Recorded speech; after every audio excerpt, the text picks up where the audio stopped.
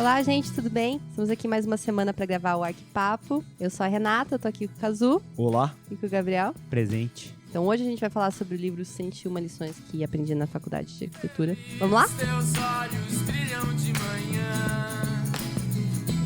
Feliz Esse livrinho, 101 lições que aprendi na escola de arquitetura, é muito legal. Eu ganhei ele faz um tempão e foi muito bom reler ele para gravar esse podcast. Enfim, o autor do livro é o Matthew Frederick. A versão em português não é tão bacaninha quanto a em inglês, né? Que tem uma capinha mais legal e tudo. Mas, enfim, o conteúdo É o mesmo. é o mesmo. Então, e ele fala aqui na introdução do livro que as lições aprendidas na faculdade de arquitetura, elas geralmente vêm com muitos senões, com muitas ressalvas. Mesmo porque ele concorda que é difícil para o professor tentar pôr regras dentro de uma disciplina tão criativa quanto as disciplinas de arquitetura, né? Então, é aquele negócio que como que você vai limitar a criatividade de uma pessoa impondo regras, né?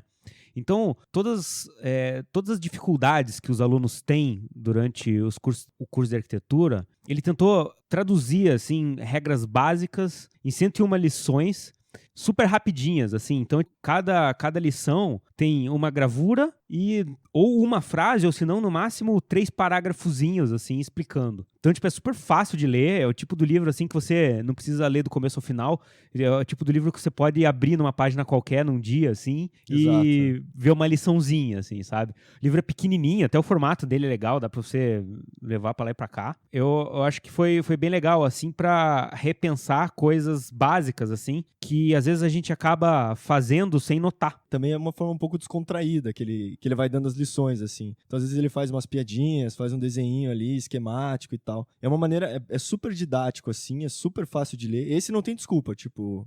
Não tem desculpa. Você vai comprar e vai ler, é super fácil, assim.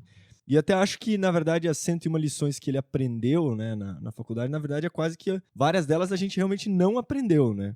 Então, e esse livro é muito, eu acho, assim, me ajudou muito a complementar um pouco da formação, assim, né, de algumas ideias, algumas coisas que a gente, é isso que você falou, assim, nem sempre a faculdade consegue atender todas essas demandas, assim, de coisas profissionais e da vida, etc. Algumas coisas até que ele coloca são empíricas, assim, sabe? São coisas que facilmente passam batido na faculdade, É sabe? verdade, sim. É engraçado que vocês começaram a falar isso, porque eu ia falar assim que esse podcast é quase que uma complementação daquele outro que a gente tinha falado do Faltei Essa Aula, que foi um dos primeiros podcasts que a gente lançou, que era muito, na verdade, das coisas que a gente não aprendeu na faculdade de arquitetura. Mas eu acho que é um livro divertido de ler, assim, sabe? Não, assim, é descompromissado. Você lê, assim, sem compromisso. A não ser com a verdade. A não ser com a verdade. Mas como a gente não podia, ou não deveria, ficar lendo e comentando a respeito das 101 coisas, né, das 101 lições, A gente não vai fazer isso? Pois é, eu achei que ia ser também. não vai ser um... tipo, Uma por minuto? uma Dá 101 leitura. minutos. Uma leitura tipo Cid Moreira, assim, tipo, não é um audiolivro.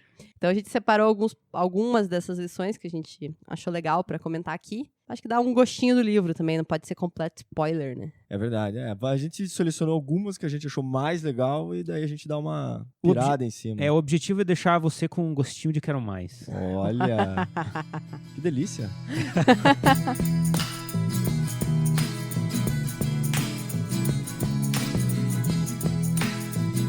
Mas só para até a gente conhecer um pouco o Matthew Frederick, é um Não é architect, um urban planner. Puta, o Cazu tava com a versão em inglês. Então pode ser que algumas traduções ficaram bem erradas para mim. Mas é assim, ele é um arquiteto, ele atua como arquiteto e ele também é professor de faculdade, né? Isso ajudou ele também a poder escrever o livro e tal. E esse livro ele criou, né, fazendo essas 101 lições que eu aprendi na arquitetura. E o livro deu tão certo que ele começou, assim, de outros cursos que também se interessaram pela maneira como foi desenvolvido o livro e tal, e também convidaram ele para fazer sobre os outros cursos. 101 lições que aprendi na faculdade de medicina. Assim, tipo... Isso. Só que você falou justamente o caso que não tem. Mas, mas assim, tem sobre moda, sobre direito, sobre cinema, negócios, engenharia e tal. E daí, em todos esses, ele convida, né, um cara que daí é da área, efetivamente, mas ele é um coautor de todos. Então, provavelmente faz os desenhos também e leva mais ou menos a metodologia que ele usou para poder classificar as lições, assim, né? Pô, o cara criou uma franquia. Exatamente. Né? Que legal! Então, 1001 discos que você tem que ouvir antes de morrer. Tipo isso, né? Tipo isso. Então, ele conseguiu, então, e é muito legal, assim, né? Ele também passa a ser uma renda extra pro cara, assim, Porra. além de ser arquiteto. Então é o seguinte, como eu falei no começo, não sei se o Cazu colocou na edição, mas Vai tá, Gabriel. Não contou nenhuma piada ruim. cada lição, na página esquerda tem o desenho ilustrativo e na parte direita tem uma lição, o título da lição em negrito e às vezes tem uma explicaçãozinha embaixo ali que nunca ultrapassa 3 parágrafos. Então, para a dinâmica do nosso podcast, a gente vai ler só o nome da lição, só o que tá em negrito. E daí a gente vai discutir em cima disso aí, ok? Ok. Então, qual que é o primeiro desafio, Gabriel? Não é desafio, Cazu. São lições. Então tá. Entendeu? Lição número 1. Como desenhar uma linha. Você aprendeu Começou isso? já? Começou. Esse é o primeiro negócio. Deve ter sido no primeiro ano, Cazu, que você teve essa matéria. Não tinha uma disciplina? Como Chamava desenhar Como uma Desenhar linha? uma Linha. Inclusive, era esse o nome. A ementa dela era... Não, mas é que a parada dali é uma coisa engraçada, porque eu dou aula de representação gráfica, né? Carteirada. Vai lá, Então vai lá. fala, por que é importante isso? A base de todo desenho é a linha e tal. E o saber, né, você treinar esse desenho da linha, seja com instrumentos, que é o meu caso lá, seja a mão livre, né? É bem importante nesse saber se fazer representar.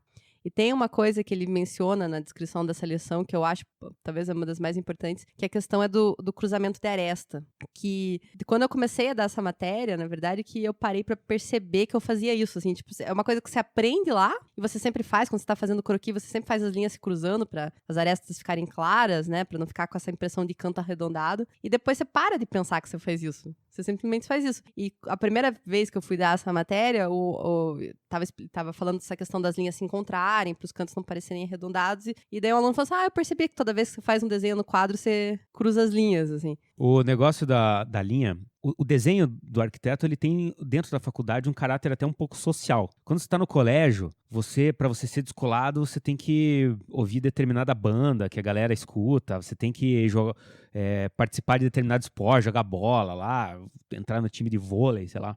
E quando você entra vôlei não, né, cara? Não. De escola que você tava? Qual que é o preconceito do vôlei? Handebol. Desculpa. Eu não tinha a menor chance de jogar vôlei. Tá bom. Mas enfim, futebol, você entendeu? Entendi. E quando você entra na faculdade de arquitetura, você cai no meio de um outro círculo social. E daí você vai ter que... quando você começa a fazer o desenho ali, que o professor chega e olha e fala, isso não é desenho de arquiteto. Aí você vai querer começar a entrar nesse outro círculo social, você vai começar a ver o que é ser descolado nesse mundo estranho que você caiu. Tem que ter a linha tremidinha, né, pra ser bacana. Então tem vários exercícios de fazer linha e tudo. E um dos exercícios que deve ser bem comum no primeiro ano de arquitetura é pegar uma folha de papel grande, pelo menos uma A3, e fazer, você vai fazer várias linhas todas paralelas do começo até o final da linha. Do começo até o final da folha. Eu fui muito mal nele. Minhas Então, linhas embarrigavam forte, assim. Então, e realmente você vê que se você não tiver um traçado mais solto, um traçado com certo molejão... Nossa! Sabe, Cazu, aquela linha tremidinha, trêmula, você não vai conseguir um mínimo de beleza nos teus traços. A tremidinha, né? Uma das dicas que ele dá lá é essa questão, fazer o movimento contínuo, né? Então você faz, às vezes, linhas guias mais finas, assim, com a linha mais suave, para você servir como linha guia, e aí depois você vem com uma linha mais forte, fazendo realmente a linha que você quer. Mas o importante é sempre fazer do começo ao fim essa linha, sabe? Não ficar segmentando ela para tentar ela deixar mais retinha, né? E outra coisa também, ele fala assim, como é importante marcar o ponto onde começa e o ponto onde termina. Então, essas marcações você pode fazer como se fosse uma gota, assim, sabe? Uma coisinha que reforça exatamente onde começa e onde termina a linha, assim. Mas então não é assim, faz um ponto de um lado, faz um ponto do outro e liga os pontos. Não, exatamente. Não, a hora que você está fazendo a linha, no começo você põe mais intensidade no lápis, no meio você solta e no final você põe mais um pouquinho de intensidade para reforçar o final. E uma das piores coisas pro arquiteto é linha peluda. Manja, linha peluda? Peluda. É. É que é esse negócio que o Cazu falou, que é essa enchida de linha, fazer de segmentinho. É, Isso. o cara não sabe onde ele vai chegar na linha lá e faz um pouquinho, daí sai e faz. E isso é muito comum, as pessoas que não têm tantas horas de desenho, vamos dizer assim, tipo, comparado a horas de voo. Aham. Frequentemente faz isso, assim, porque você tem insegurança, você faz uma linha, não deu certo, daí você quer continuar de novo, faz aquela linha e acaba ficando peluda. Mas assim, até inclusive isso que você falou da prática, é um pouco assim, na verdade, quanto mais você desenhar, melhor você vai ficar. Assim fica. como qualquer coisa na vida, né? Uhum. Pra quem toca um instrumento, isso é muito nítido, assim, né? Você começa lá fazendo as escalas e tal, soltando os dedos, e aí conforme você vai, aquilo vai se tornando automático e tal, você vai pegando, sabendo as técnicas iniciais, né? Você vai conseguindo desenvolver, mas é só a prática mesmo, né? Mas eu escutei uma entrevista até, inclusive, do autor do livro, né? Que ele fala assim, que ele, durante a faculdade, ele tava ali desenhando daquela maneira tosca ali e tal, e um dos professores falou, cara, eu vou te dar alguns toques pra você... Ter mais fluidez no seu traço. pra realmente você... Vou te ensinar alguns toques de desenho mesmo. E ele falou que na hora que o professor pegou a lapiseira, né, você já vê que é diferente a maneira com que ele pega na lapiseira, a intensidade que ele usa no papel, né? Enfim, você já vê, tá ali, é nítido, é claro a diferença, assim. E uma coisa que ele acha que é muito interessante é porque, assim, você conseguindo fazer esses desenhos, tendo essa fluidez, você também consegue dar intenção no teu desenho, sabe?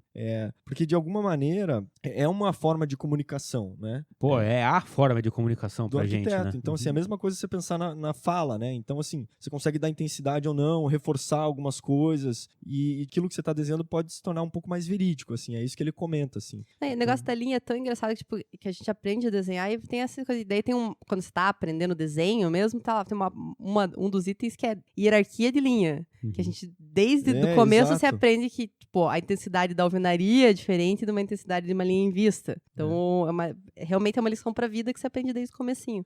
E no croquis isso também faz muito sentido, Com certeza. Né? Exato. Eu desenhava, né? Tive as aulas também de desenho de observação e de desenho técnico e tal, mas eu até fiz umas aulas complementares, assim, de desenho, assim. Eu achei que era importante, assim, Eu fazer. fiz também. E assim, cara, não fiz muito tempo, assim, sei lá, foram algumas aulas, mas que realmente fizeram toda a diferença pra mim, assim, sabe? Tipo, de pequenas técnicas e dicas de como desenvolver e tal. E o troço chega a um nível de psicose tal que chega a um ponto que você não consegue falar com uma prancha aberta na mesa sem estar com uma lapiseira na mão. Não, exatamente. Trava. Você precisa estar com a porra do lapiseira na mão pra você poder estar riscando em cima. Pelo menos um risco você tem que fazer, né? Esses dias eu tava com a lapiseira. Esses dias eu tava com a lapiseira do lado da porta e tava falando e eu acabei riscando batendo na porta. Não, mas é um troço, pra mim, eu reparo como é sério, assim, tá? Pegou o negócio, colocou o papel na mesa, vai falar, eu tenho que pegar um lápis, tenho que pegar uma lapiseira, senão não dá. Não, eu vou te dizer, ontem eu estava numa churrascaria, ok? Sabe aquele papel manteiga que a churrascaria põe em cima? Sei. Tudo bem, não era uma churrascaria Embaixo. de alta qualidade, mas aí tem aquele papel manteiga pra dar protegida na toalha, né? Cara, no final da refeição, Tava inteiro desenhado. tava inteiro desenhado.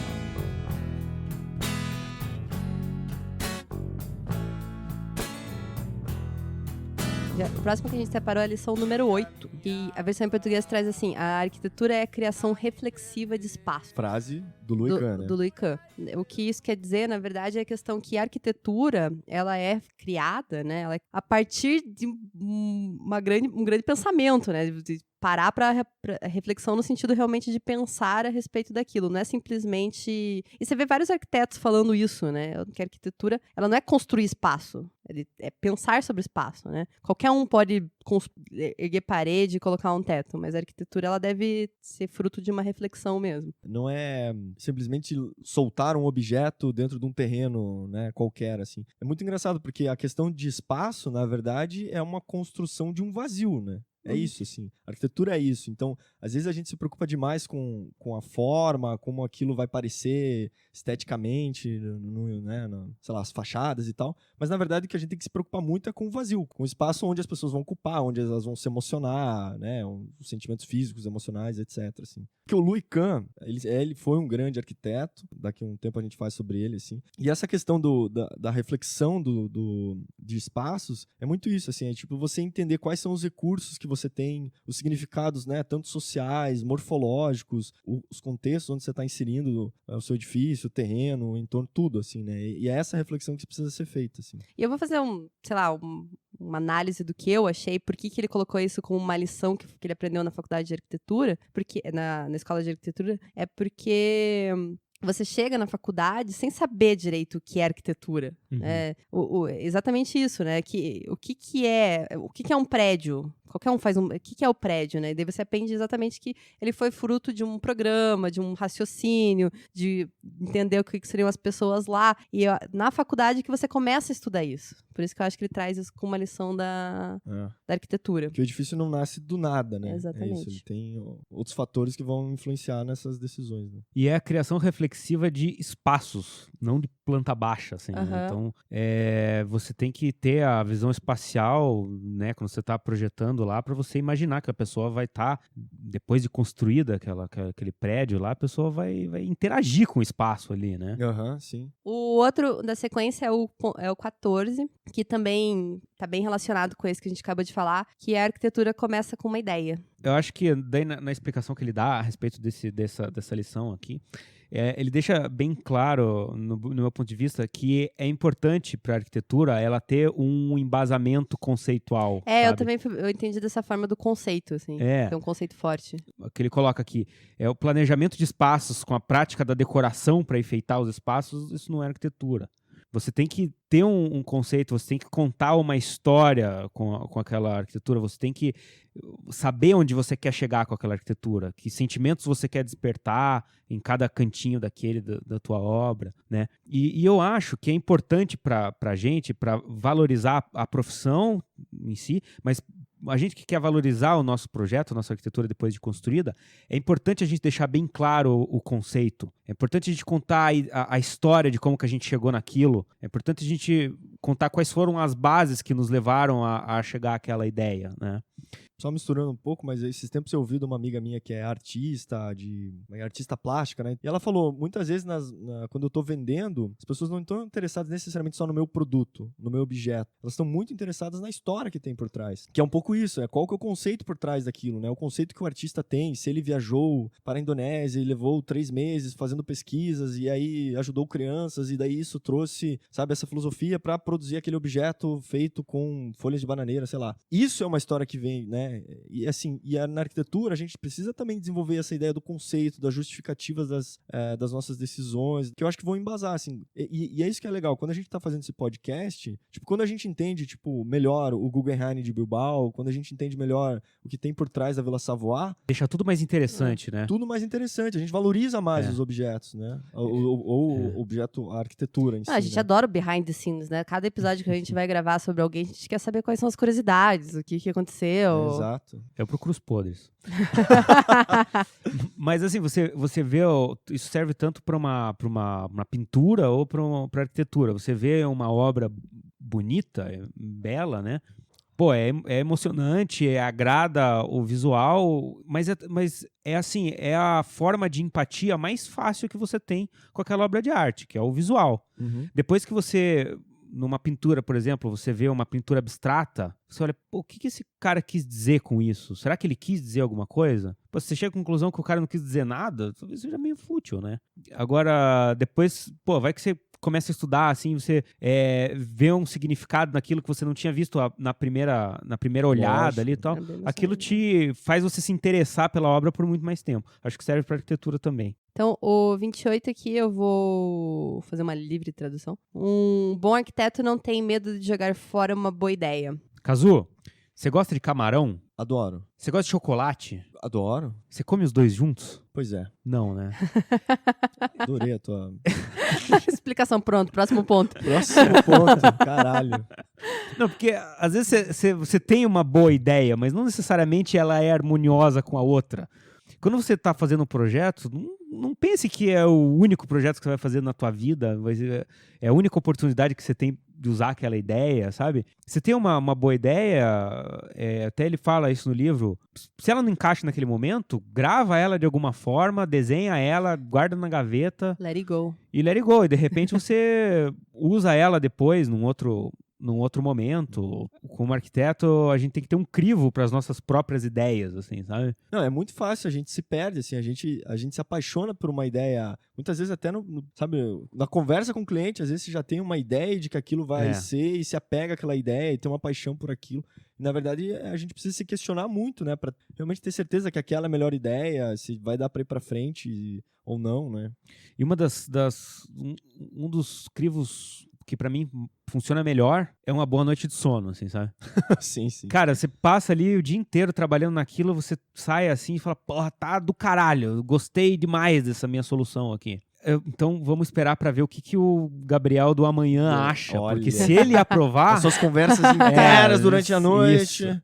Sabe, tipo, porque às vezes você chega na manhã seguinte, olha pra aquilo e fala, porra, Não tá bom. não é bem assim, não tá bom. Você, sabe, no final das contas, depois de 8 horas você trabalhando em cima de um desenho, é muito natural que você se engane ou que você se perca nas suas ideias, assim, sabe? Deixa passar um dia aí, deixa o cérebro descansar um pouco, assim, e no dia seguinte... Às vezes você vê que as ideias mirabolantes que você teve não se conversam, assim, sabe? Foram ruins. Não, já que você falou de comida, eu também vou citar um outro exemplo, pode ser? Não, mas assim, eu acho que é bem isso, assim, o projeto às vezes precisa de tempo, assim, né? Ele precisa maturar, às vezes, assim, tipo, no sentido que você faz, você para, você olha, você revê, analisa, faz as suas próprias críticas e daí põe outras ideias em cima, assim. E uma relação que eu gosto muito, como fazer pão. Não sei se, enfim, quem tá ouvindo já fez um pão, mas isso também faz parte de receitas da felicidade, né? Tem que sovar, né?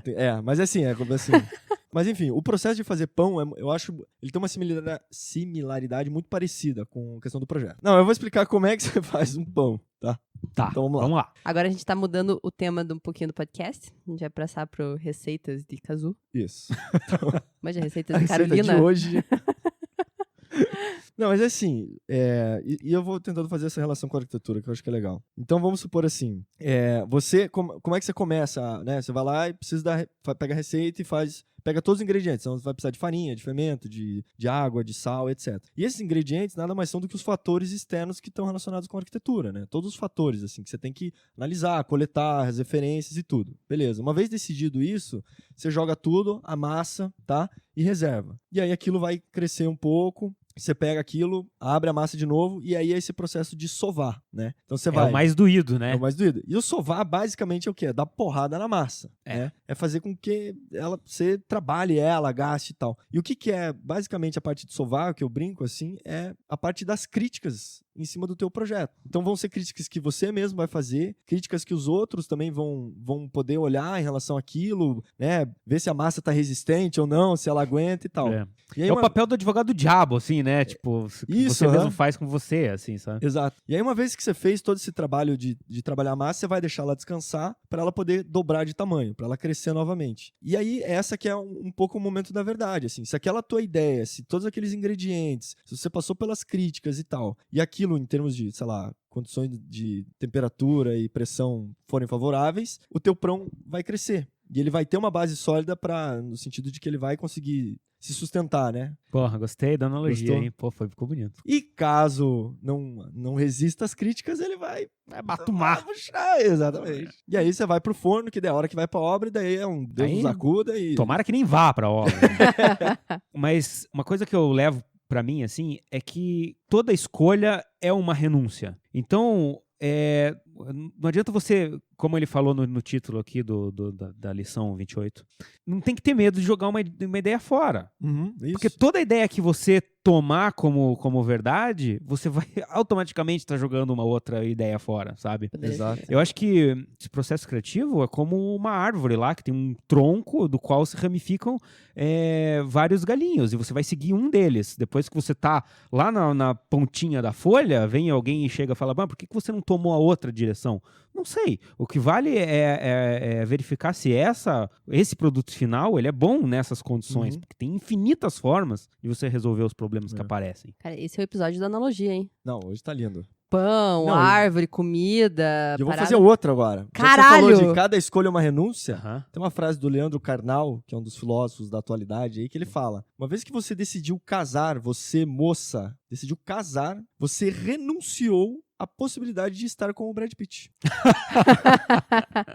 É ou não é verdade? Cada escolha é uma renúncia. E agora ele tá no Tinder aí, né?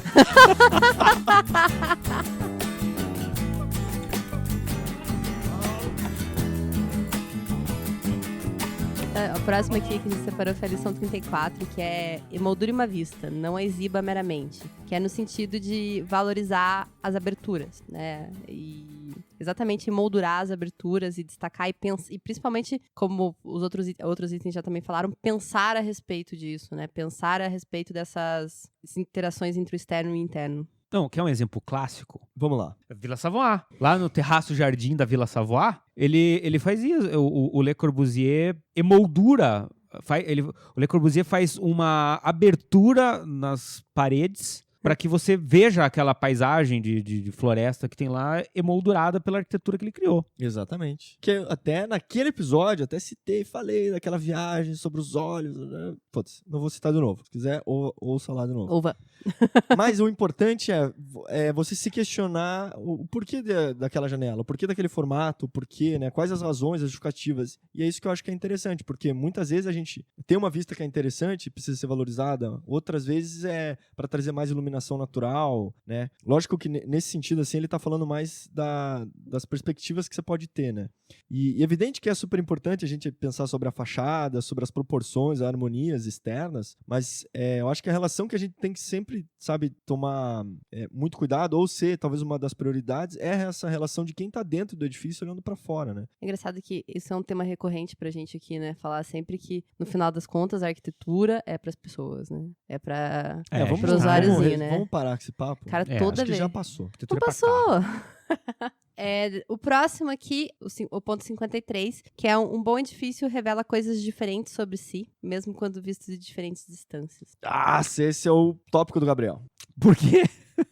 Porque é a promenade arquitetural. Não, porque esse negócio da promenade que é o passeio arquitetônico, né? Que é essa ideia do percurso, de você caminhando, o prédio ir surgindo pelo bosque, citando a Vila Savoie de novo, mas fazendo esse percurso, e daí a casa vai se revelando, vai tendo diferentes perspectivas e tal.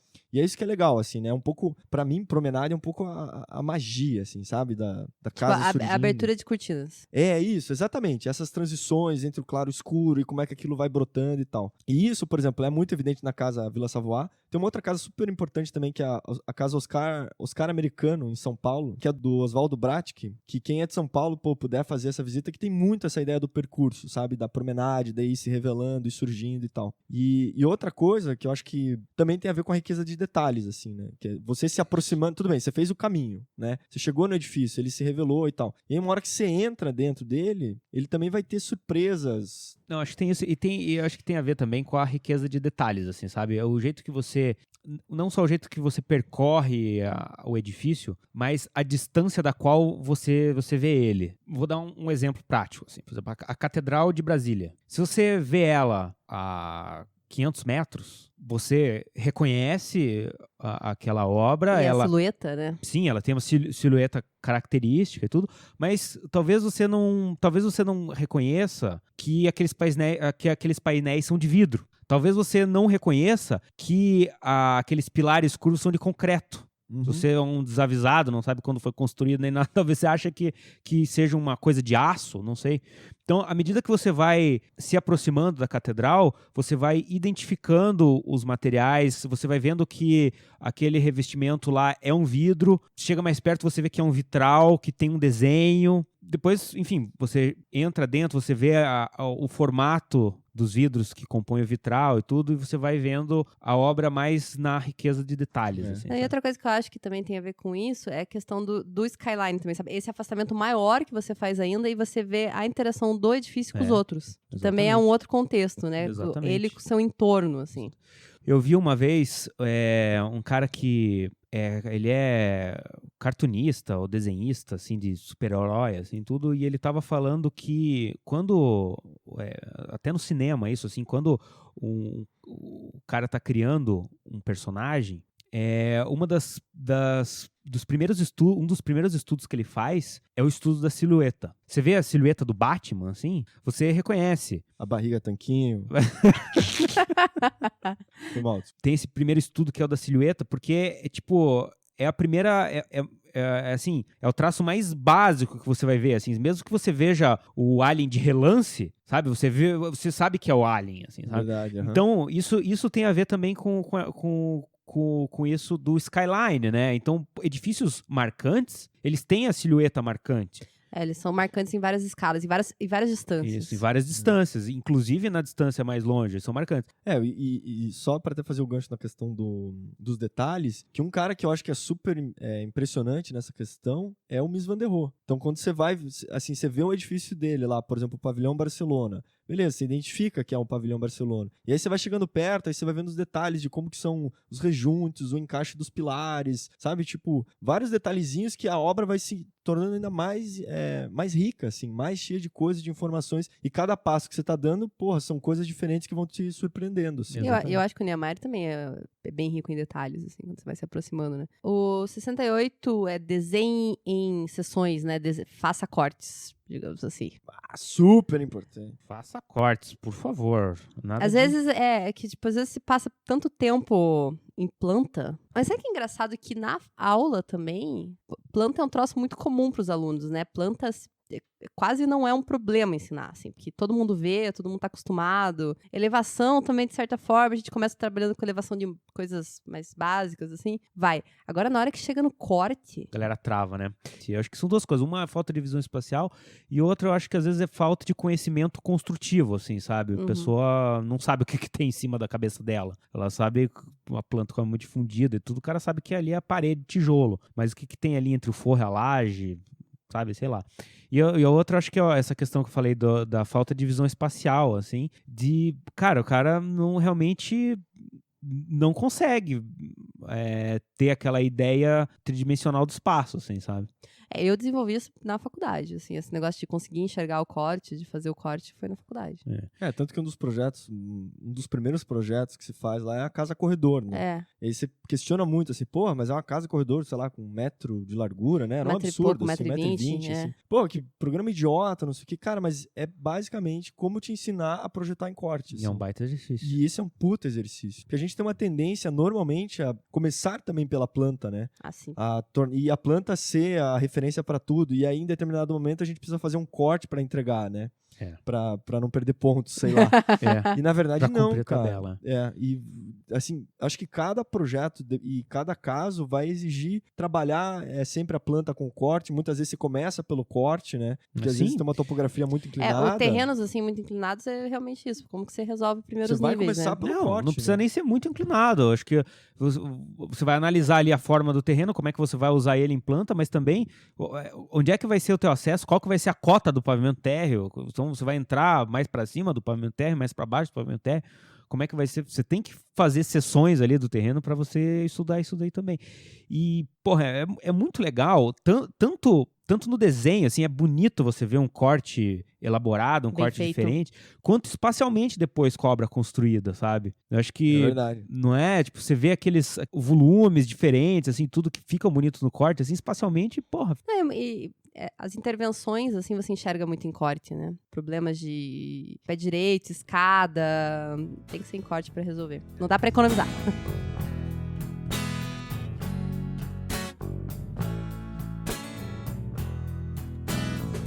Então, o próximo tópico é desenho com modelos, né? Modelos tridimensionais, sejam maquetes físicas ou maquetes eletrônicas. Não. Decepção. Decepcionou. Porra, não gostei. Eu tinha preparado outra coisa aqui. Eu também. Puta que pariu. Até trouxe... Meninas, podem entrar? Cancela, Gabriel. O olhar foi matador. Tá, então vamos falar sério daí. Quer desenhar com maquetes físicas ou, né? Tridimensionais Perspectivas eletrônicas, né? Maquetes eletrônicas. E isso também é aquela mesma questão do corte. A maquete, normalmente, é a última coisa que você faz, porque você tem que entregar, porque conta 2 pontos se você entregar a maquete de qualquer jeito. Era o que eu fazia, né? Então eu entregava de fita crepe, as minhas maquetes eram uma merda, assim. Não, quando eu descobri que valia pouco, eu parei de entregar. Eu me garanto no projeto. Eu me garanto no projeto. Eu, particularmente, não desenvolvo muitas maquetes físicas, mas eu sei de vários escritórios que a base é desenvolver várias maquetes físicas e tal. O meu processo é muito as tomadas de decisões são muito, tipo, planta e corte, e aí faço um 3D, nem que seja esquemático, né, de uma implantação, para entender algumas questões do terreno, e aí volto. Então, eu sempre vou trabalhando nisso, né, nesses modelos tridimensionais e nos modelos 2Ds. Não, mas eu acho que projetar no SketchUp é muito fácil, assim, sabe? E uma coisa que ele coloca aqui nessa lição aqui, é que os modelos físicos, você não vai fazer com madeira balsa cheio de detalhe. Ele é uma coisa simples mesmo, só para você ver a volumetria, só para você ter noção do tamanho dos volumes lá. Ele cita aqui os modelos físicos como sendo coisas que você tem que fazer rapidamente ali para não perder tempo. E outra coisa, guarda aquele, faz outro parecidinho, vê qual que tá melhor, escolheu um, desenvolve um pouco mais aquele. E, cara, tipo, eu particularmente, assim, eu nunca mais fiz maquete depois que eu saí da faculdade, assim. Eu também não. Eu acho muito prático fazer esse tipo de estudo no SketchUp, sabe? Eu acho que os modelos eletrônicos, assim, pra mim, funciona muito melhor, eu consigo visualizar bem. Mas sabe que tem um livrinho bem legal, que é aquele Maquetes de Papel, né? Do Paulo Mendes né? da Rocha. Eu até fiz uma disciplina na faculdade, que a gente fazia uns estudinhos com maquetinha de papel. É bem legal, assim, sabe? Tipo, você conseguir soltar ali, dobrar e só... Porque ele tem esse caráter do croquis em 3D, né? Por isso que tem que ser rápido, não precisa perder tempo. Mas poder já estudar ali, e realmente muitas decisões são tomadas baseadas nisso, assim. É impressionante. Como você muda várias coisas que na planta faziam sentido no 3D, putz, explode, assim, tua cabeça, né? Uau! 92. Bingo! O prêmio vai para aquele senhor ali. Então, 92. Sempre desenhe alguma coisa, considerando-a no seu próximo grande contexto. Uma cadeira em uma sala, uma sala em uma casa em um ambiente e um ambiente em uma cidade. Essa casa em um ambiente, esquisito, né? A tradução é muito escrota, né? Tipo, uma casa num terreno, bairro, né? Eu acho. Uma casa num terreno, num bairro, e um terreno em uma cidade. E isso até a gente falou do Álvaro Alto, que ele comenta lá que os móveis dele, ele não fazia móveis, tipo, vou desenhar uma cadeira. Eram sempre móveis dentro de espaços, dentro de edifícios que ele tinha projetado. E aquilo fazia muito sentido desenhar aquele móvel para aqueles espaços, né? Depois ele reproduziu e vendeu, mas o processo da criação era entendendo muito esse contexto, né? Eu vou fazer uma lição 92B. Porra! Que é... Pode isso? Manda uma revisão lá pro cara. Revisão pro cara. Matthew. Que é o contrário, assim, sabe? Eu acho que é bem comum eu encontrar até, tipo, em folders por aí, assim, a gente encontrar folder de lançamento imobiliário, assim, ambientes onde o mobiliário não cabe, assim, sabe? Tipo, ambientes com medidas burras, assim, sabe? Então, eu acho que, da mesma forma que quando você está criando uma cadeira, você tem que imaginar ela na próxima escala ali, ou seja, imaginar ela na sala e tudo. Quando você está criando uma sala, você também não vai colocar numa dimensão maluca. Você vai imaginar quais são os objetos que vão estar ali. Claro que você pode pegar um sofá maior ou menor, mas você tem que deixar um espaço razoável entre o sofá e a televisão. Você não vai colocar a televisão a 10 metros do sofá e nem a 50 centímetros, né? E acontece bastante isso em quarto, cara. Eu vejo assim que, às vezes, quarto, assim, não cabe a cama e um cômodo pra TV. Outros quartos, assim, que tem a cama, daí tem um puta espaço até a TV, daí fica tipo 1,20 m ali sobrando entre a cama e a televisão, que você não faz nada, assim, sabe? O que a gente comentou lá até no podcast de arquitetura de interiores, assim, sabe? Que, de uma forma ou de outra, o arquiteto, mesmo que ele não seja especialista em arquitetura de interiores, ele sempre vai ter que ter a noção de como ambientar aquele espaço que ele criou, para ele não cair nessas medidas burras, né? E tipo, indo além, né? A questão da casa no terreno, né? Como é que tá aquela implantação? Não vou simplesmente fazer uma casa, vou fazer uma casa onde? Na quadra, e qual que é tipo, edifício na quadra, e essa relação da quadra com a cidade, sempre pensa, exatamente o que ele falou, assim, sempre próximo do contexto, da maior coisa seguinte, assim. Eu acho que tipo, é a dança das escalas, assim, sabe? O próximo que a gente separou aqui foi o 97, que as limitações, elas encorajam a criatividade. Isso é verdade. Muito verdade. Porra, se você pega ali um terreno plano quadrado que dá pra fazer tudo, de onde é que você vai, como é que você vai criar, né? Mas é que o negócio de ter problemas, ter limitações ajuda no processo de projeto, né?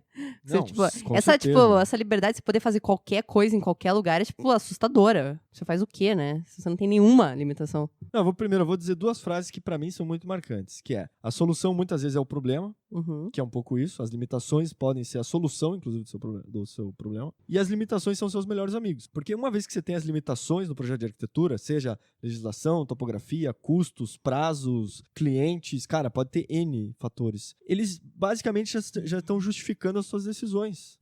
Então, por que você fez a obra com esse material? Não, porque eu tinha um prazo curto. Por que você escolheu, sei lá, virar a casa para o norte? Porque era uma insolação melhor, ou porque o meu vizinho tinha uma fachada que me bloqueava. Então, assim, as justificativas já estão prontas. Então, é usar a seu favor, sabe? Não, eu acho que a criatividade no ofício do arquiteto, ela não tá só no formalismo da casa, ou nas funcionalidades que tem ali no edifício, né? Tá também na criatividade em você solucionar os problemas de uma forma criativa que não foda com o teu projeto, né? Não, por exemplo, tem uma frase lá um chefe de cozinha famoso, que é o Anthony Bourdain, que ele fala assim, que normalmente as regiões que tinham maior carência de alimentos, assim, que sofriam com escassez, né, de alimentos, elas tendem a ter uma gastronomia muito mais rica e muito mais saborosa. Porque dentro daquelas limitações que eles tinham que, tipo, sabe, incorporar sabor, incorporar gosto naquilo. Isso tornou elas muito ricas, assim. E faz muito sentido, né? Lugares onde tem certas escassez, a gente precisa ser criativo, adotar novas estratégias, novas maneiras de compreender o contexto ali, né? É o que minha avó chamava de tirar leite de pedra. Boa, olha, muito melhor que a frase que eu usei. E aí, essa questão que a Renata falou, assim, eu vou fazer só uma simulação, né? Mas vamos supor, se você faz um testinho, vamos pegar, cada um pega um papel e uma caneta agora e escreva uma história bonita que você vai apresentar pros coleguinhas aqui daqui a 30 minutos. Tipo, Sem tema, sem tamanho, sem... Você vai pensar em N histórias, mas nenhuma talvez seja fantástica, nenhuma você consegue justificar e tal. E daí, por exemplo, se eu lanço aqui um tema, por exemplo, né, um fato histórico recente, que seja, fale sobre os sentimentos do, sei lá, ridículo aqui, mas o 7-1 do Brasil contra a Alemanha. Tá? Você fala, pô, era um dia que eu tava com a família, né? Todo mundo lembra onde é que tava nesse dia, assim. Aqueles dias que marcam, assim, né? Mas eu tava lá, churrasco, não sei o que e tal, até que chegou os 10 minutos, tomamos um gol, 2 gols e tal. Tá, isso a gente criou uma limitação, né? Falar sobre certo contexto. Se eu falo assim, você vai falar sobre esse Brasil e Alemanha 7-1 sem falar Brasil, Alemanha, gol, futebol, grama, juiz, sei lá, algumas palavras que você não pode usar. Cara, você vai ver como você vai ter que falar Brasil, você vai ter que, pô, sabe, dar um jeito de falar sem ter que usar a palavra. Você vai falar sobre futebol, você vai ter que falar sobre o esporte mais popular do mundo. Então, assim, dentro disso você vai ver que você vai ter que usar metáforas, né, e coisas que vão tornar, na verdade, o teu texto até muito mais rico, assim, do que falar as palavras diretas ali, né? Mas na mesma ideia do futebol, então, pô, ganhar de 7-1 deve ser bem legal, né? A gente nunca ganhou de 7-1 de ninguém, né? Deve ser bem bacana. Mas também, ganhar de virada também é bem legal. Você tá perdendo de 2-0 e ganha de 3-2. Então, tipo, o fato de você superar um problema, às vezes torna o resultado final mais interessante. Olha, que bacana. E a criatividade, a gente fez um podcast só sobre isso, mas a criatividade, às vezes a gente fica muito bitolado em fazer um troço que nunca ninguém pensou nisso antes, assim, né? E eu acho que e a criatividade, às vezes, é você achar uma outra solução pro que... nem criar outra solução, às vezes pegar uma solução de outro universo, né? E trazer. Tipo, juntar camarão com chocolate pode ser uma puta ideia. Pode ser uma puta ideia, vamos ver. Fica o desafio aí, né? Quem fizer, manda foto.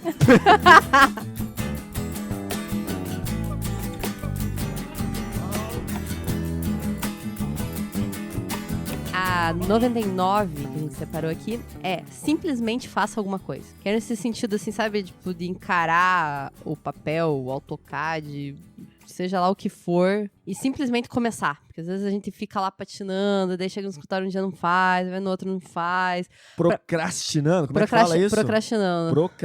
Tem vídeos ótimos de procrastinação no YouTube. Vá atrás.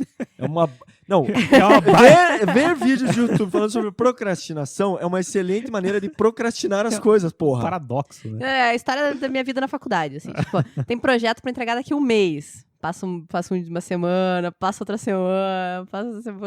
E aí que tá a lição. Simplesmente faça alguma coisa. Eu também acho que no último ano de faculdade, quando eu estava fazendo o TFG, eu já tinha criado métodos para evitar um pouco essa procrastinação. Claro que até hoje eu procrastino pra caralho. Mas, enfim.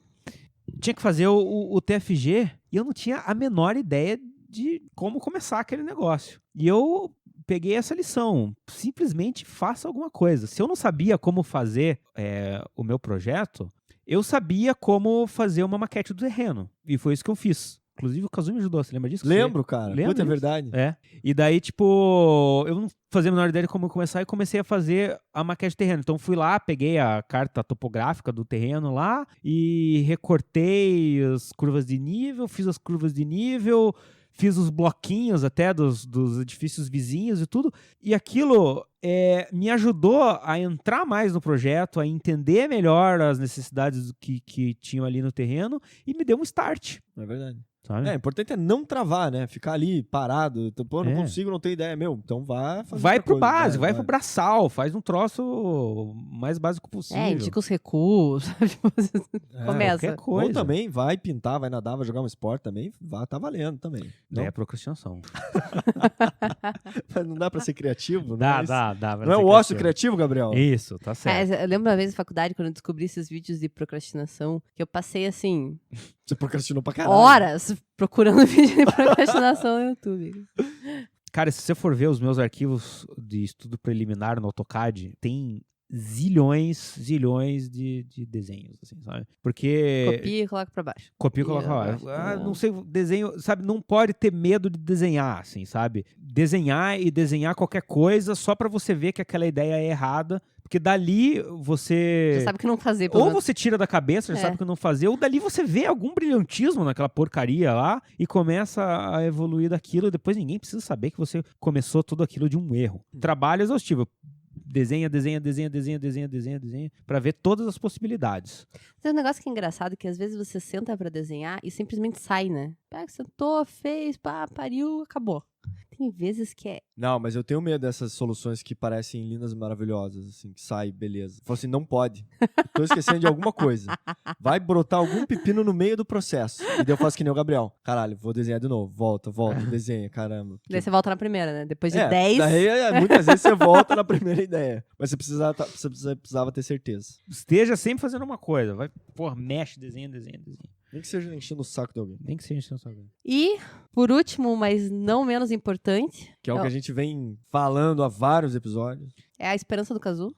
Essa também é um dos símbolos do Kazu. Pro Gabriel é a promenade e o pepino do Foster, pra você é a idade que você fica foda na arquitetura. Arquitetos desabrocham tardiamente. Sério que é a tradução isso? Desabrocham. Melhor que brocham, né? É. Não, se bem que brochar tardiamente... Bom, eu não sei. Também é. Não, mas assim, eu tive um professor meu que falou isso também pra mim quando eu tava na faculdade, assim, que você só vai ser arquiteto aos 40. No livro aqui do 101 Lições, ele diz até que é a partir dos 50, né? 50 anos que os grandes arquitetos fizeram suas grandes obras e tornaram referência, né? Mas na época, assim, quando você tá na faculdade, é um banho de água fria, né? Que você, porra, caralho, tipo, já tô achando um saco. Eu tenho 20 agora. E já é um pé no saco terminar essa faculdade, eu tenho que aguentar mais, sei lá, 30 anos, né? Mas aí você entende que é um processo mesmo, assim, que você tem que aprender, tem que vivenciar várias coisas, tem que passar por diversas experiências, assim, e se manter vivo, né? Aquilo que a gente sempre fala também aqui. Tem um negócio que eu admiro muito quando eu trabalho com profissionais um pouco mais velhos, assim, que é uma certa serenidade a respeito de problemas que às vezes eu tô surtando, assim, sabe? Porra, como é que eu resolver essa... Pô, não, isso aqui, ó... tranquilo, a gente pega aqui, faz um negocinho e tal. Eu realmente... tipo, eu não me imagino, assim, você Star Architect aos 50, mas, tipo, ter essa tranquilidade, essa segurança, mais... ter passado por mais situações e ter esses processos mais formatados na cabeça. O meu sonho é ter essa serenidade. Assim. Você vai num advogado que o cara tem 60 anos, você acredita que ele é um cara foda, porque ele já passou por muita coisa. Então, pro arquiteto também acontece isso. O cliente chega ali, gastou, sabe, a economia da vida inteira dele. Vai dar na mão de um cara com 25 anos? Sei lá, tem uns loucos que fizeram isso com a gente, mas Eu penso assim, normalmente... Ainda bem, né? Ainda bem, assim, o Mantém cara nossos gosta de viver... escritórios. Mas vacilaram, né? É uma vacilada, mas assim, e é evidente com 50, 60 anos, há uma tendência natural a você, os seus clientes terem uma idade menor que você, né? Então até os 40, é natural que você tenha clientes muito, às vezes mais velhos que você. E aí é difícil você conseguir essa relação, Eu acho que faz total sentido isso. né, de respeito, ou de o cara simplesmente aceitar as suas ideias. Chega um determinado momento que você vai atender clientes muito mais jovens, e aí a sua serenidade, sua aparência Física de velho. de velho.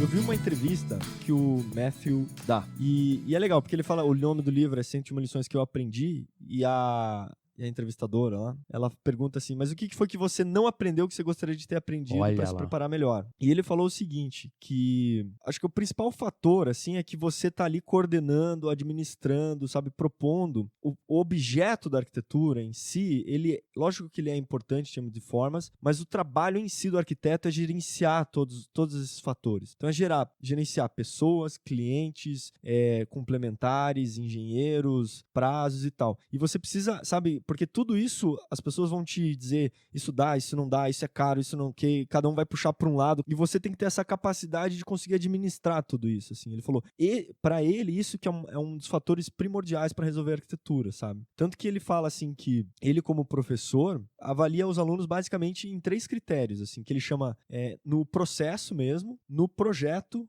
e no partido. Então, só para explicar rapidamente, mas assim, o projeto são os desenhos que o aluno apresenta, a qualidade de representação, né, as questões do projeto em si. O partido quão eficiente é o conceito que ele está usando pro edifício, como que ele justificou e tal. E o processo, que é o que ele acha que é mais importante, que assim, é como o aluno cuidou do seu ego, sabe? Como ele não se deixou simplesmente, eu tive uma puta ideia, e daí chega lá e quer contestar os professores, os engenheiros e tal, assim. Então, ele falou que essa é uma parte super importante e que normalmente é totalmente invisível, né? Então, e no mundo real, esse vai ser o fator mais importante, essa sua capacidade de coordenar diversos interesses, fatores, pessoas, clientes, etc., burocracias, etc. E todo esse processo que faz parte do mundo real é sempre um choque quando a gente começa a trabalhar de verdade, né? Então, pessoal, é isso. Espero que vocês tenham gostado. Se tiver algum outro ponto desse livro que vocês acharem que também vale a pena comentar, manda pra gente, tá?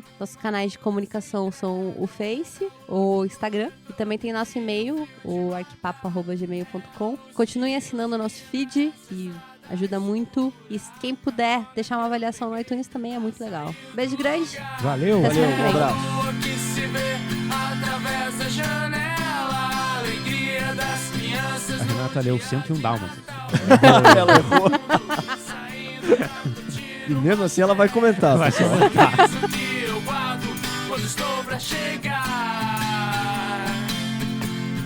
Não, porque essa questão de ter medo do papel em branco é a mesma coisa assim, tipo, não tá saindo nada, assim, é porque você não tá pronto, sabe? Isso é uma piada? Eu não entendi. Sabe quando você vai no banheiro e Não sai não nada. sai nada? Aí tem que dar um tempo e voltar de novo. Né?